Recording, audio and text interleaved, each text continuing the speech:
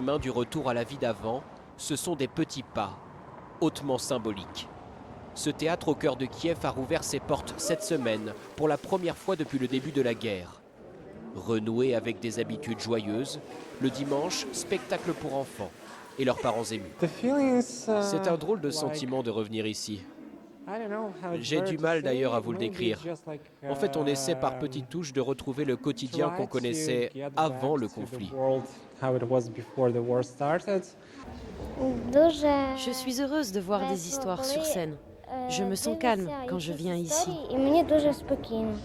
Les bombardements ont repris ces derniers jours, mais en périphérie de la capitale.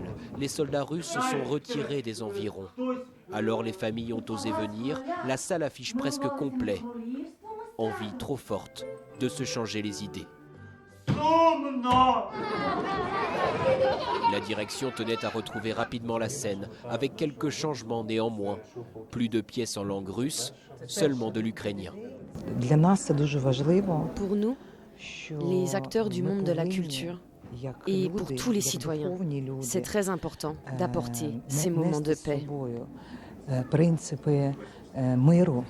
Dans la capitale, un temps déserté, la reprise de l'activité est lente, progressive, mais bien visible. Des familles qui s'aventurent à nouveau dans le centre-ville, des barrages inoccupés pour la plupart. Et à la gare, le flux grandissant de ceux qui reviennent vivre à Kiev. 50 000 personnes chaque jour selon les autorités. Des retours déconseillés par mesure de sécurité, mais cette famille ne voulait plus obéir. Elle s'était réfugiée à l'ouest au premier jour de l'invasion. Tous nos amis sont déjà revenus. Nous avons décidé de faire pareil. On a aussi nos chiens qui nous attendent chez nous. Et ma mère aussi. Il fallait qu'on se retrouve tous. Et mon mari va reprendre son travail dans 3 jours.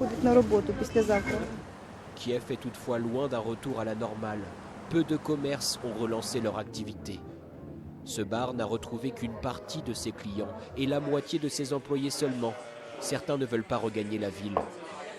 Une des 2 salles reste d'ailleurs dédiée à l'effort de guerre et à la solidarité. Nous cuisinons chaque jour pour notre force territoriale de défense, les civils engagés dans la réserve militaire.